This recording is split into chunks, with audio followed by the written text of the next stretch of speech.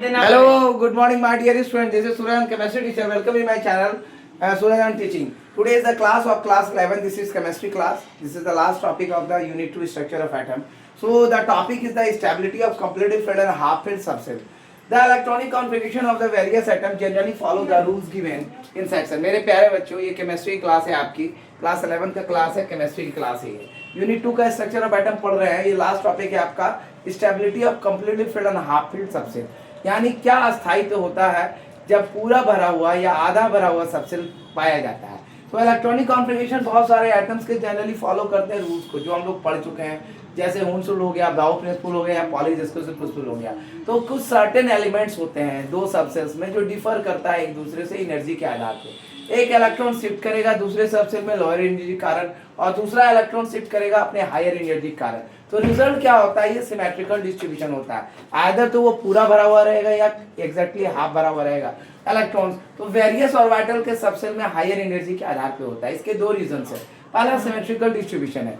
ये माना गया है कि फैक्ट के द्वारा कि सिमेट्री लीड्स करता है स्टेबिलिटी को, अस्थायित्व प्रदान करता है। तो इलेक्ट्रॉनिक कॉन्फ़िगरेशन जो होगा ऑर्बिटल्स का सेम सबसेल का, वो आइदर कंप्लीटली फिल होता है या एग्जैक्टली हाफ फिल होगा स्टेबिलिटी के कारण, क्योंकि सिमेट्रिकल डिस्ट्रीब्यूशन के इलेक्ट्रॉन पाए जाते हैं। जैसे एक्सपेक्टेड इलेक्ट्रॉनिक कॉन्फ़िगरेशन क्रोमियम का Cr का 24 होता है एटॉमिक नंबर।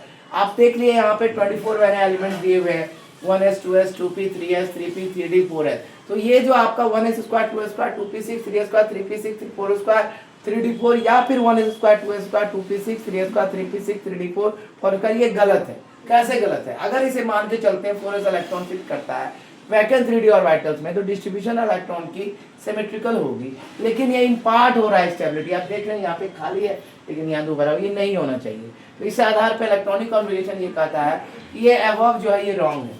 इसका एक्चुअल क्या होगा देख लीजिए। यहाँ पे आप देख सकते हैं 1s में 2 है, 2s में 2 है, 2p में 6 है, 3s में 2 है, 3p में 6 है और 3d में 5 है। क्यों 5 है? क्योंकि जब तक एक खाना नहीं भरेगा,